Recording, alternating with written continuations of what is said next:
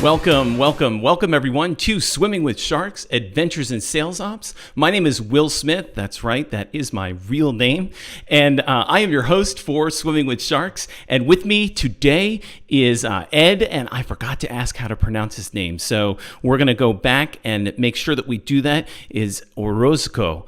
I think that's right, but I will ask him. So he's joining us today. And Ed is, I actually met Ed over Facebook through a common podcast group that we both belong to. And he owns his own consulting agency, and he teaches UX agencies how to price their services, how to market their expertise, and attract the right type of client. And so if you're joining us now live, we ask that you please let us know, where are you tuning in from? And so comment on Facebook, comment on Twitter, Periscope, comment also on YouTube. We'll try to get that up there. Also, if you have questions for Ed as we're going through our live show, please ask those questions and we'll try to answer them live on the air. And if we can't, we'll get back to you, include an email or some way that we can get back to you so that we can answer those questions for you, because really we're all here to learn together. And so let us get to today's adventure. Of course, you're listening to the introduction right now. Our guest is Ed, and I'm going to ask how to pronounce his last name. We're going to wrap things up with a question of the day, and then finally we will ask that you engage with us through that question of the day during the week. And then until next time, you can always get in touch with myself or our guests. So we ask that you do that. And so let's get right to it. Let's talk about Ed here. He has lived in 6 different countries. He is fluent in 4 languages. Today's episode will be in English. He is a science geek, which I like to nerd out on that stuff as well, but I'm sure he's got a little bit more on me. He loves using Ulysses for writing, and I got to admit, I downloaded the app and I haven't used it yet. We are not sponsored by Ulysses, but I may just pick his brain a little bit here on the air. He's the founder of Ed Orozco Consulting. Please welcome, ladies and gentlemen, to the show, Ed Orozco. Welcome, Ed. How did I do on your last name? You nailed it every single time. Yes. All right. Oh, that's great. Not only did you say good job, you said you nailed it. And that's what we like to hear. So I appreciate that. Very, very good. So, Ed, I'm so glad to have you here. Thanks for responding to my Facebook post in our group. It's great to have you. Tell me, just a quick question here. Tell me, what are the 4 languages that you are fluent in? Well, let's start with Spanish. Is my native language, actually. I'm fluent in Portuguese because I lived in Brazil for a while. Nice. English is just my work language, and I'm fluent in French. I live actually in Geneva, Switzerland. This is the French-speaking part of Switzerland. Okay. So those are the 4. I'm a huge fan of languages. I love just learning languages. I've dabbled in like German and Italian, and I can say a few things here and there. But yeah, I just love it. Very good. I took Latin when I was in high school, so I know we used to say it's a dead language and nobody really uses it. But certainly if you're living in the country, you need to use it. What time is it in Geneva right now? Right now it's 8 p.m. 8 p.m. 8:04. So you're joining us. You're joining us after dinner. We appreciate you being here in the evening, burning the midnight oil. Not really. I'm sure you're winding down from your day. Yes. Yeah, and I'm actually used to sort of working at around this time because I work with a lot of people from the U.S., especially California, so the time difference is huge. Right. So I'm pretty used to it by now. Oh, very good. Excellent. So tell us a little bit about Ed Orozco Consulting. Give us a little bit of history, how you came about to become a consultant for UX agencies. Right. So I have been working in UX for a while. I think probably close to 8 years right now. I started doing UX design as a designer, and then I sort of started doing more stuff. I started doing some project management, and then eventually I ended up doing business development for the agency I was working at. And I started discovering that there's a few, like, in these last few years, I started discovering that there's so much that other agencies and freelancers and consultants in general don't really know how to do, that we sort of discover the hard way. So after a while, I started thinking, well, you know, I could, the agency is doing great right now. So I started thinking there's so many people that haven't gotten to this point yet, that they're still trying to figure out how to, stop charging by the hour, how to increase their fees, how to get paid on time or get paid at all, because sadly that happens sometimes. And I was like, I can share all of these things that I learned the hard way with so many people. And then here comes sort of like the inspirational motivation for me. I'm a huge fan of science and design and pushing the human race forward. So I was just thinking the other day before deciding to like jump into my solo consulting practices. I want to help as many people as possible to develop and to launch products that are going to help us make our life easier. Ultimately, technology is an application of science, and it's how we. If it wasn't, I think it was Naval Ravikant that said, if it wasn't for technology, we would be still throwing sticks and rocks at each other inside a cave. I'm paraphrasing, but you get the point. So the only way to get those products to market and so that other people can use them is design them the right way and then market them the right way. So the more I help companies and agencies work together to bring those ideas to reality, to market, the more I'm going to have an impact in society by providing or giving them the opportunity to experience those great ideas. So that's where I was thinking I could start yet another agency, or I could help all of these amazing agencies that are out there already producing amazing designs to be better at working with their clients, at negotiating their fees so that they can be more profitable, grow, and service more clients or service better, provide better services. So that's where the idea came from. I was just thinking this is probably the only way I can think of in which I'm going to be able to create impact at the scale that I want. So yeah, that's sort of like the dreamy version of it. No, not dreamy at all. That's very specific, and I especially like the fact that you say that this is how I want to have an impact on the world. That idea of legacy and how we can help others, and that's really that really. I hope people in our audience can identify with that, because I certainly can. It hits the heartstrings, that's for sure. So thank you for that. That's a great story and obviously a great reason why. So tell me, expand a little bit about that design and development. The services, you say that they should not be billed or paid by the hour. Tell me a little bit about your philosophy there. So in general, they shouldn't. So I'm going to focus on design and development because it's what I'm used to. But this applies, I believe, for almost every sort of service that you provide as a consultant. So you can charge by the hour, but you can also charge what it's called or known as productized prices. Or you can also do value-based pricing. So those are sort of like the three main ways in which you can. And there's retainers also. Right. Every month you pay a specific amount of money in exchange for X services. So those are sort of the four main ways to sell consulting services, whether that's design, development, or marketing or whatever.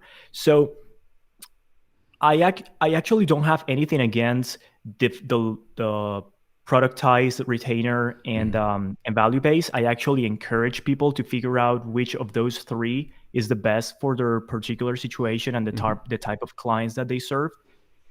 I do not recommend charging by the hour because I don't feel I've seen this.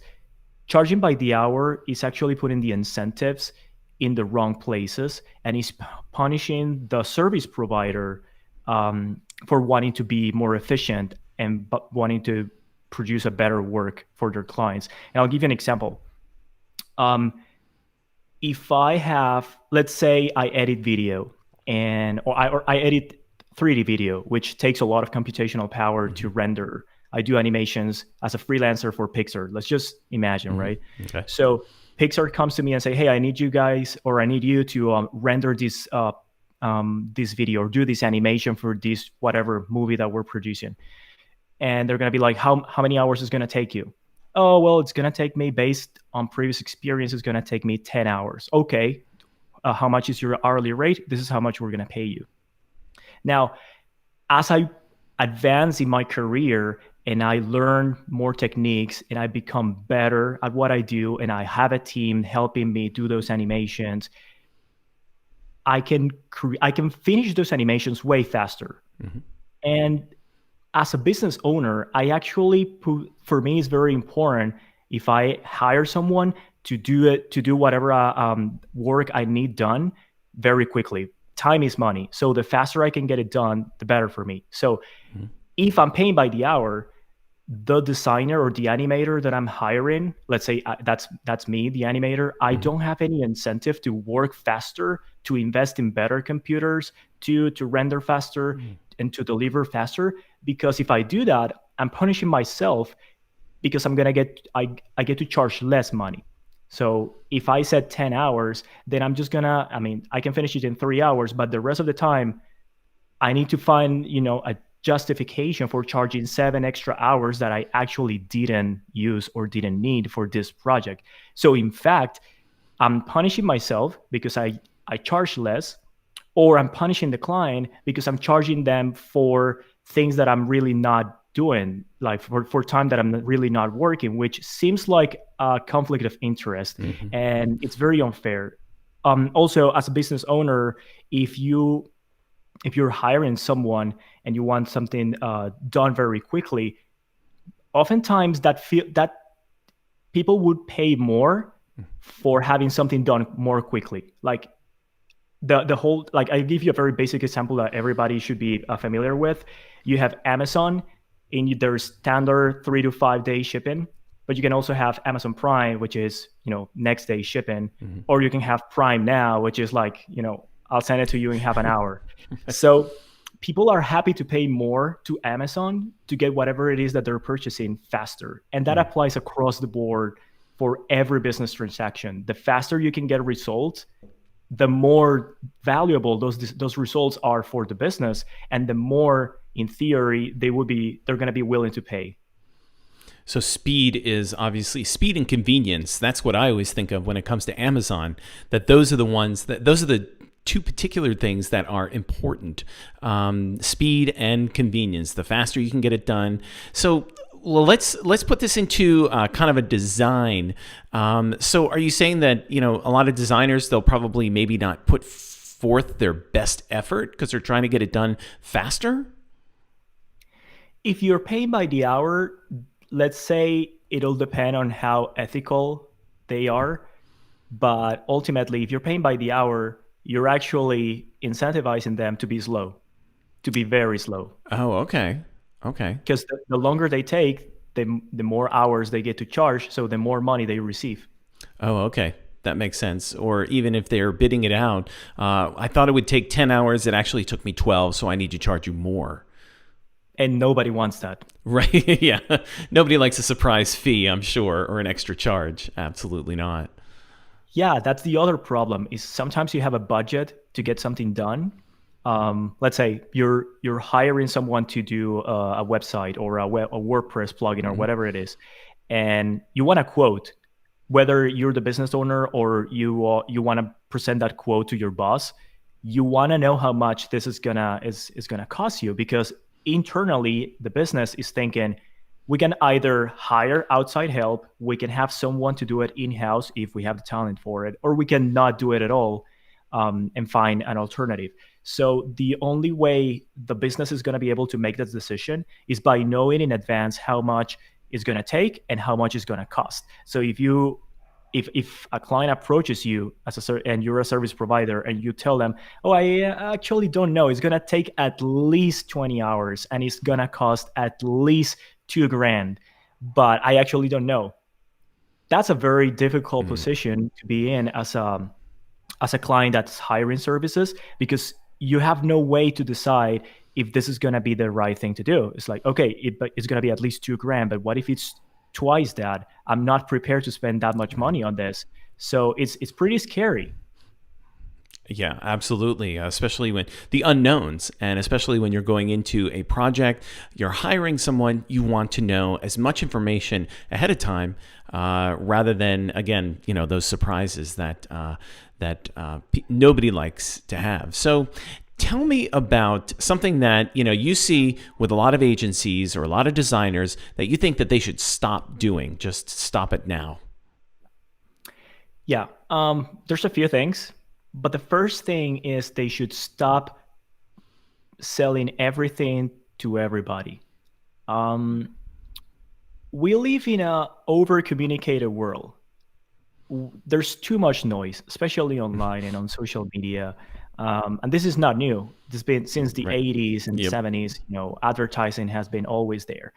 People sort of hate ads, to be honest. That's the whole reason YouTube ad blocker exists. And so the only way that you can cut through the noise is if your message is very clear and very simple. The cliche example for this is Apple, although I don't think they're simple anymore. They used to be a lot more simple.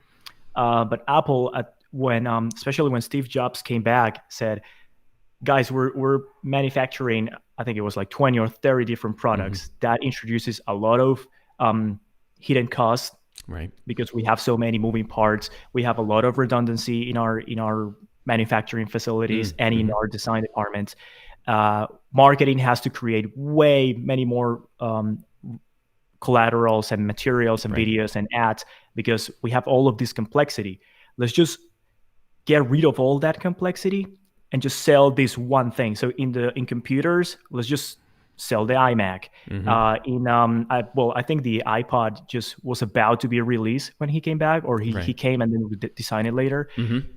That's just the one thing that we're gonna sell. So he used to sell the iPod, and it was like whatever 10 gigs, and then the 20 gig. Right. So simplicity is always better. Simplicity allows you to cut through the noise, and it also allows your potential buyer to associate a benefit or a value or a concept with your brand. That's all you really need to do.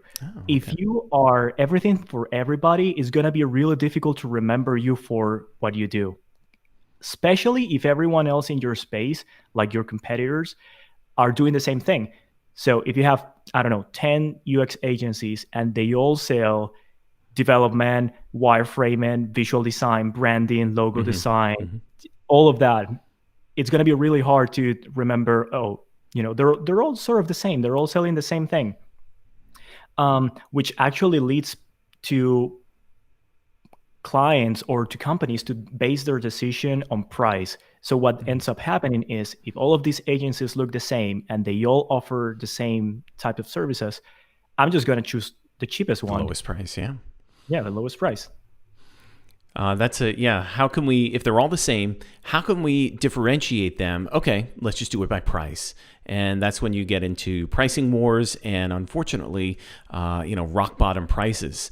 And I think that's where a lot of companies try to compete.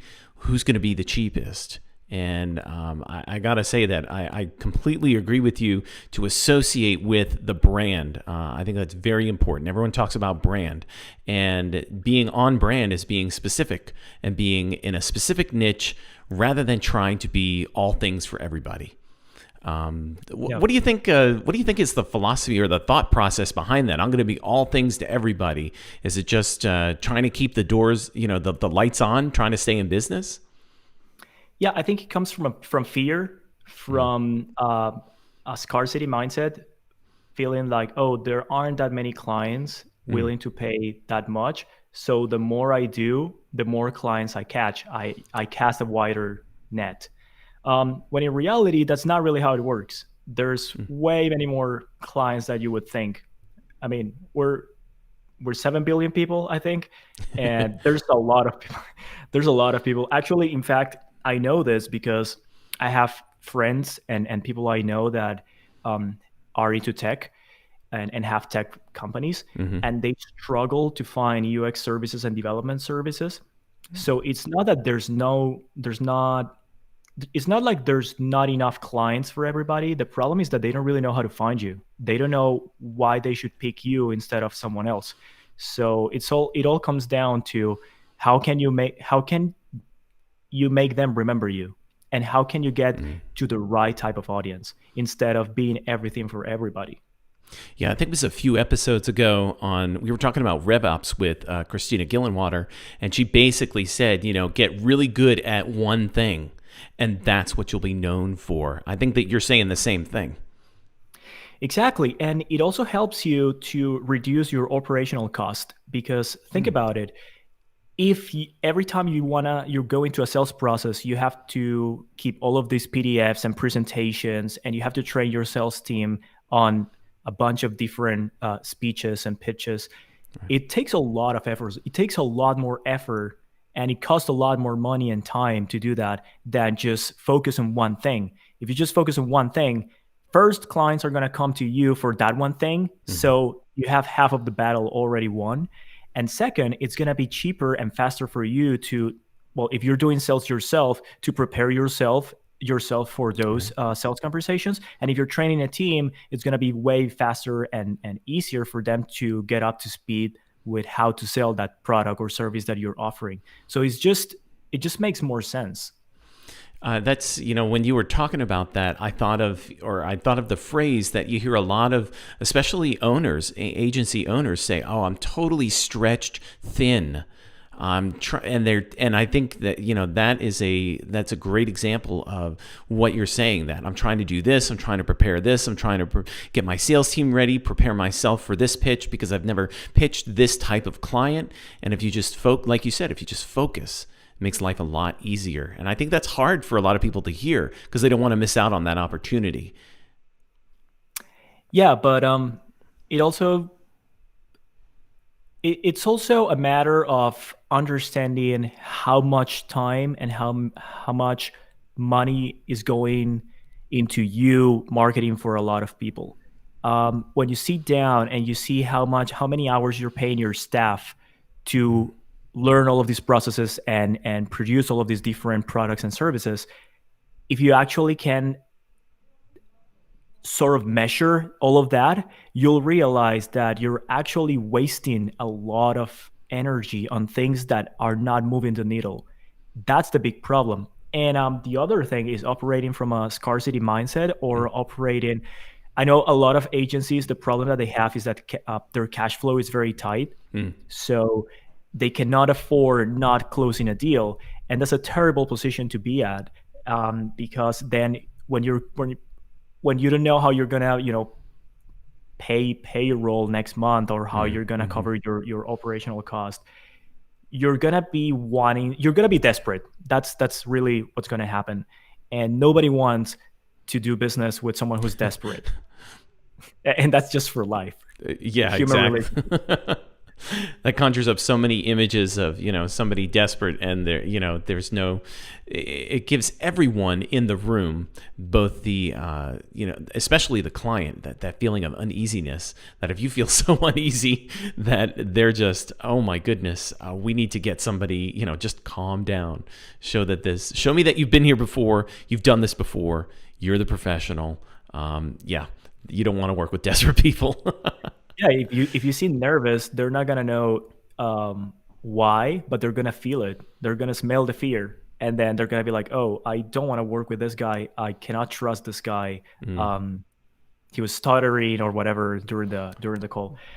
So that's the problem. And it can be hard, but at the same time, you can either continue doing what you're doing and spending all of this energy doing all of these things, and then what you said, they complain about being stretched too thin and not being able to do any meaningful work because they don't get to focus on anything. You can continue doing that and see where that takes you, or you can try for a few months to specialize on one single thing and then see where that takes you, and then decide for yourself. One thing that I like, a counter argument that I receive a lot of times when I'm explaining these concepts is that, well, but how come Amazon and Google don't specialize? And then my response is, well, you're not Amazon and Google. You don't have billions to invest in all of these different ventures, which, by the way, that doesn't mean that they always succeed. Right. I think there's Google has you can just Google Graveyard or something. They have a website that lists all of their failed projects in the past, and there's so many. So even Google that has all the money in the world to hire the best minds. So my advice is, until you're Facebook and Google, which hopefully I don't think the world needs any more of them, but until you're big, you should not be trying to chase different paths. Just focus on one thing. Choose one niche. Be very well known for that, and not only be very well known, but the more you do it, you start building a deep expertise because you do the same thing over and over again. So you become actually really, really good. So it has that double effect. And then at some point, you're going to be one of the best, top 10%, top 5% at whatever it is that you choose to do.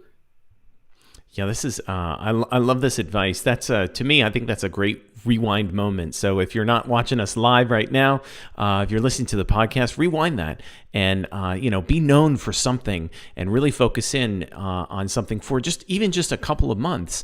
And I think that process that you talk about, Ed, is so important because not only are you doing your own internal processes over and over again and you're getting good at it, but I also think, do you agree with this, that the client experience can also get better? Absolutely. So when you do the same type of projects over and over again, a few things happen that are beneficial for everyone. One is you get better at what you do, but you also get better at explaining what is it that you do. So it is easier for your client to understand if you're the right person to hire. Right. From the client perspective, that's really good. It makes their lives easier. Also, they're going to be able to find you faster and more easily because, you're focused on one thing. So when they're starting to search for vendors for whatever project they have in mind, it's going to be easier to find them, which is part of the experience. And then when they're working with you, one thing that a lot of people probably don't think about is that when you're working with, let's say, 3 different clients solving the exact same problem, you start to recognize the patterns. You start to see, oh, okay, so when this and this happens for this type of business, this is what works. We've done it 3 times, we've done it 5 times, we've done it 10 times, and it works every time. You start building that expertise, that you start to learn how to do things very well. So you can start applying that knowledge to the next client. So you are always getting better until it reaches a point in which you're the best at doing it, or you're one of the best, and you don't have to compete anymore. Competition becomes irrelevant because you're so good at that specific thing. So I don't really see any downside other than it might seem scary at first, especially if you're coming from that situation in which you don't have enough resources to pay your team. But it just works, and clients will thank you for it. I've had clients in the past come to me and say, the reason we hire your team is because we know that you've solved the same problem for similar companies. So that's why we went with you, because so you've solved it before, you can do it for us. You've been there, you understand the complexities, you've solved those complexities. And I also think that there is and maybe you can elaborate a little bit on this. I also think that there is an opportunity that if you have a foundational knowledge of what works, it also gives you the freedom that you can start really, experimenting and say, okay, well, this definitely works, but now we also have this structure works well. Now we also have this freedom in which we can go ahead and experiment a little bit. Have you seen that? Do you agree? Yeah, absolutely. So when you start specializing, you get to charge more because you're better at doing what you do. So as you start getting more clients looking for the exact type of service that you're providing, you get to charge more money because you're just a specialist. Specialists charge more, and clients are happy to pay specialists because the perception of risk is much lower. When a client sets out to hire someone, what they're looking for is the least risky option. They want to work with a person that already did this particular or already solved this problem. So as a service provider, as an agency, as a freelancer, is what you were saying, you start accumulating this sort of intellectual property. Now at that point, not only you're going to get more margins because you're charging more for your services, but also you can use that intellectual property to get sort of different ways to market your expertise. So you can start producing books, videos, blog posts, podcasts. You have different ways in which you can leverage your expertise, not only for attracting more clients, but it's also going to give you more leverage in the sales conversation because they're going to be like, oh, you guys are great because you've written this book or you have this YouTube show where you talk about this. This is something that I feel was sort of natural for people before the internet, like consultants in the 80s and the 90s. They used to write a lot of books, and just having a book is such a powerful leverage tool when you go into a conversation with a prospect. It's like, not only I've done this in the past, but I actually wrote a book on this where I explain my entire methodology. And then I want to also address the counter argument to that is that some people fear that sharing what they know is just going to arm their competition with ways to steal clients. Right, exactly. I'm going to steal your information. Which is totally not true.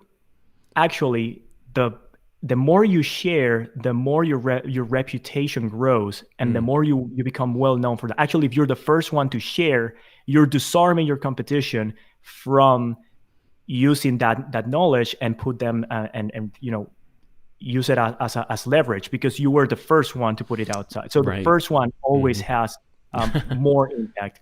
So there's another thing. The clients and their prospects are going to read the book. I'm just going with the example of the book, but you can do this in many different types of formats. They read your book, and it's not like they're just going to grab the book, go back to the office, and make their entire department read the book and say, this is what we're going to do, guys. Everyone read the book, and we're going to implement this. It doesn't happen that way because they don't have the time or the internal. They're too busy running their own business to be specializing in the things that you're great at. So what do? It's like, okay, this guy already explained everything that they do and how they do it on this book. I read it, it's convincing, I'm going to hire them. And so they don't want to do it. They want to hire you to do it for them. It's a lot easier for them. I always find that books are just a way of getting inside someone's their thought process. If you really want to get to know someone and get to know how they're thinking, the way that they think, even down to how they structure their chapters in their books, a book is the way to go. And of course, you can do this on, like you were saying, you can do this on a smaller scale, whether that's through podcasts, whether that's through, blog posts, a well-designed and put together blogging campaign or blog that you've assembled. It doesn't necessarily have to be a book, but I got to be honest with you. If you really want to get inside someone's mind, they took the time to write it all down. It's right there between two covers. Take a look at the book. And it's interesting you say that because I've always been told that when it comes to speaking or any sort of expertise, the book is your ticket. Yeah, so it's very difficult to write, and it's very difficult to write a book.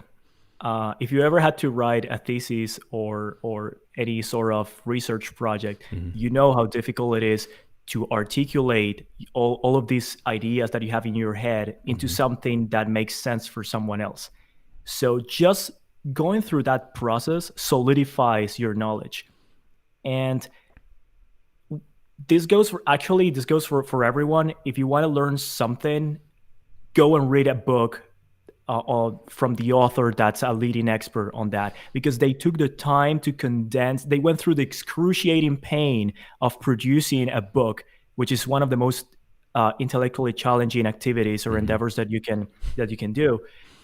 So it's just going to be the best way for you to learn about that subject and to learn about that author and learn about that topic, because someone already synthesized all their knowledge into something that is cohesive, that's going to be easy to understand, that is designed to be consumed by people who are not experts. Let's talk a little bit. I love that you're on this topic, because one of the things that you mentioned was that you use the program, and we're not sponsored by Ulysses or anything like that. Although if they're listening, definitely open. Myself or Ed, definitely open to that sponsorship. But tell me a little bit about that. You said the excruciating pain of writing a book. How does Ulysses for you make that easier? So I think the number one feature that Ulysses has for writers is that it removes all distractions in terms of like the interface. There's no notifications, there's no complicated, convoluted menus, there's not a lot of functionality. Formatting is dead simple. So let's say if you're writing on Word or Google Docs or Pages, you have all of these formatting options, margins and indentation and a lot of things that at some point they become a distraction.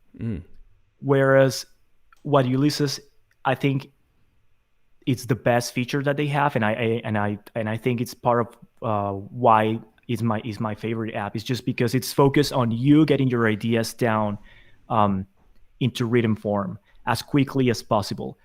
I think it's just the best application to do that. And I actually was a little skeptic when I started using it. I had been writing, I think I was using before just Google Docs. And I had just been using Google Docs for the longest while. But I think it was Sean McCabe. He has a pretty awesome podcast. I think it's called the Sean West Show or Sean West Media. Okay. He was talking about, I think he had an episode in which he started talking about Ulysses and how Ulysses is so good to get your ideas down out of your brain and into the page. And I just, out of curiosity, I went and tried out. And at first I was like, this is a little weird because, titles, there's no formatting tools. Formatting is very, very basic.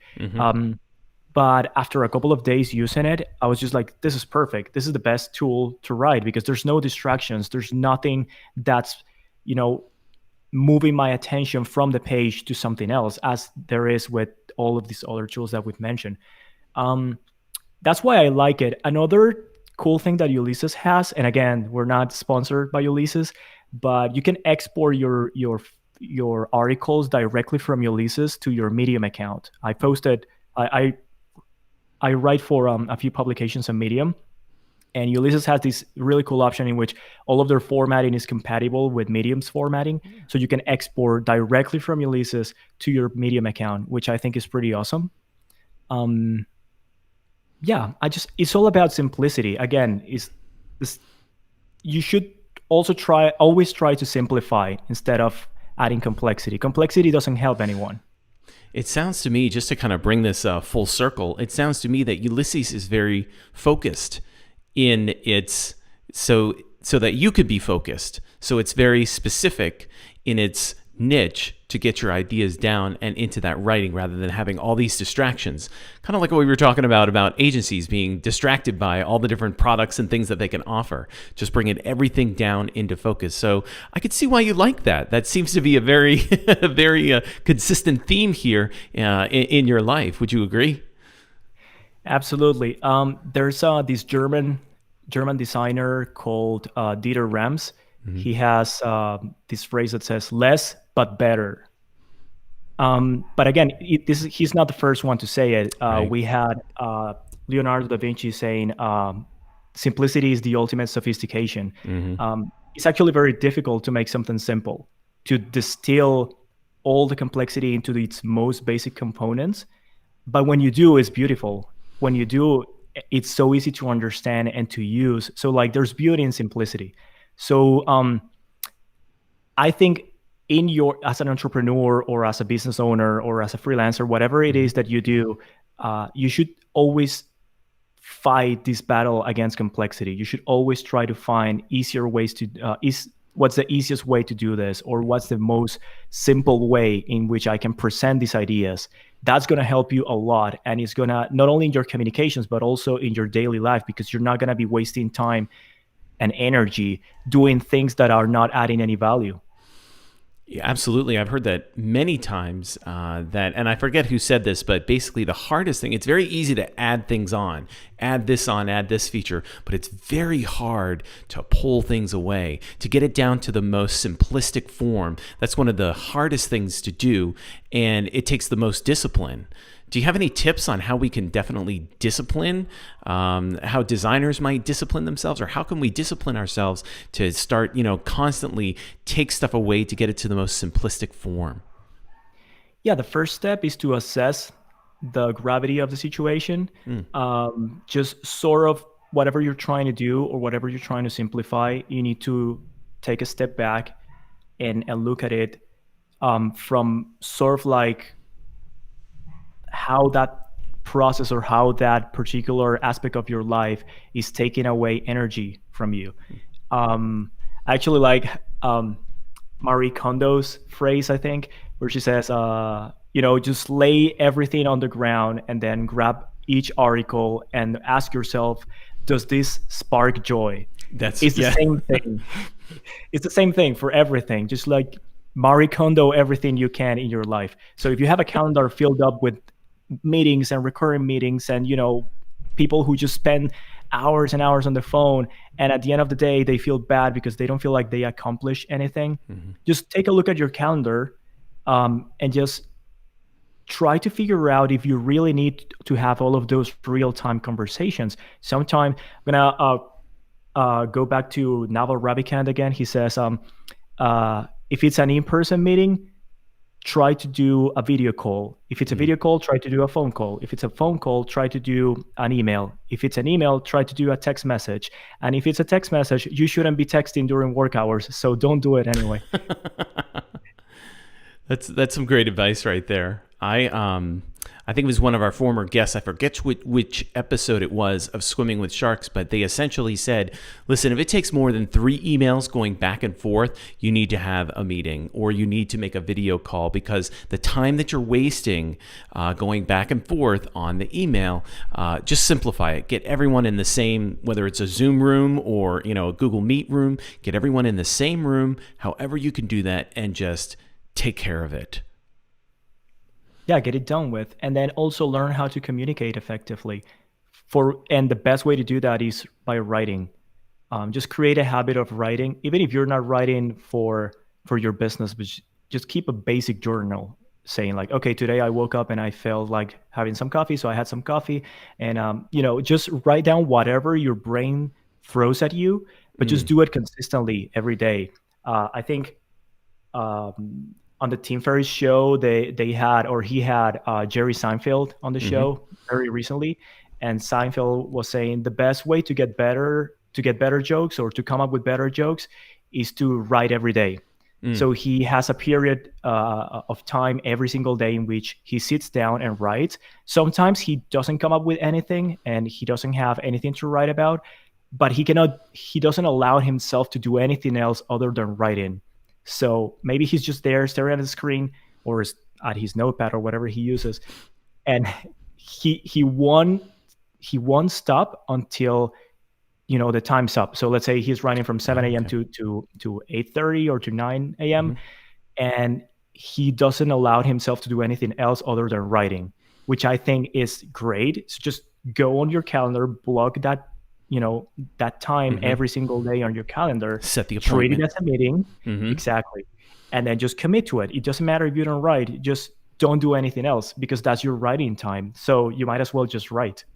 I think so many people just kind of walk through life thinking, okay, well, when inspiration hits me, then I'll write it. And then they're just waiting and waiting, or I'll create it, or I'll draw it, or whatever the creative process is. But really, it's that, we think of artistry as something that is, I mean, obviously it's a beautiful thing, but I think too many people are trying to catch lightning in a bottle. And it's that daily, every single day. And I love that you set the appointment, treat it like a meeting. And even if you don't have anything to write, just as long as you don't do anything else. And then I think that is that what you have found as far as keeping that consistency? Yeah, that has been really great for me to cultivate the habit of writing. And even if you're not writing, like I said, even if you're just writing whatever, just describe your day, describe your living room, or talk about, it's like, imagine that you're having a conversation with yourself or with a friend, and just telling them what's up, even if it's the most dumb thing.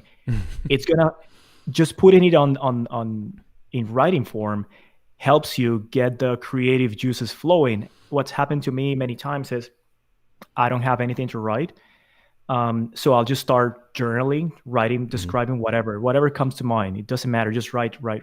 I'll sometimes just start describing the episode of the series I happen to be watching on Netflix. And just as if I was telling it to someone else. And that sort of kind of gets the engine going. It's sort of like when you haven't started your car in a while, and then you hit the engine for the first time and it warms up and it starts going. It's the same thing. You need to warm up. Once you warm up, you're going to be in great shape to start writing the more serious things. Yeah, and even when you're describing your living room, as you mentioned, or whatever you're watching on Netflix, you may not publish that. Maybe you will. Who knows? But at least, like you said, at least it gets things rolling. What are you watching on Netflix right now? What's your show? What's your go-to? I'm watching right now.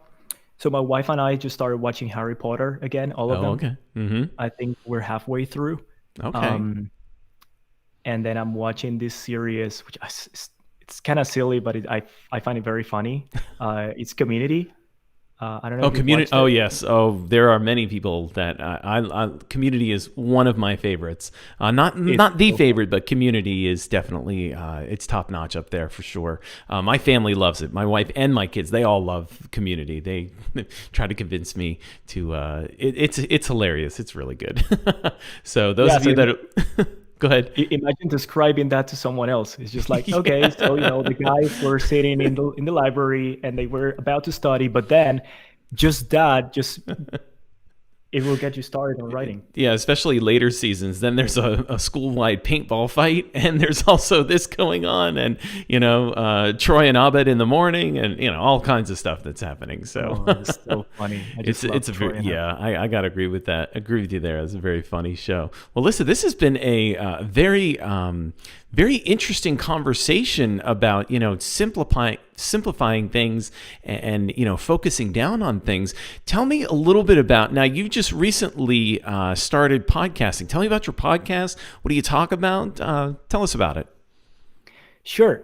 So I just recently started a podcast. I've released 3 episodes so far, and I'm recording more this week. The podcast is about the same topics that my consulting practice is based on, which is helping UX designers and UX agencies figure out how to charge, what's the best pricing model for them and for their clients, how to increase their prices, while at the same time providing fees that are acceptable for their target audience, how to grow their agency, basically. So that's marketing, sales, niching down, choosing the type of product and service that you want to offer, how to do it. So we treat all of those topics on the podcast. And it's been fun learning all of these little things about podcasting. It's definitely a hobby, but at the same time, it's a bit of a challenge, like coming up with what to say, and scheduling people for interviews. Well, you know how it is. Right. Exactly. No, I completely understand. And I think it's just another way that you're able to provide your expertise, another way to for others to understand your expertise, what you do, and also help them grow. So what's the name of the podcast and where can we find you? Yeah, so the name of the podcast is Grow in Design. You can find it on growindesignpodcast.com, or you can just go to my website at orozco.com. Yeah, that's everything's in there.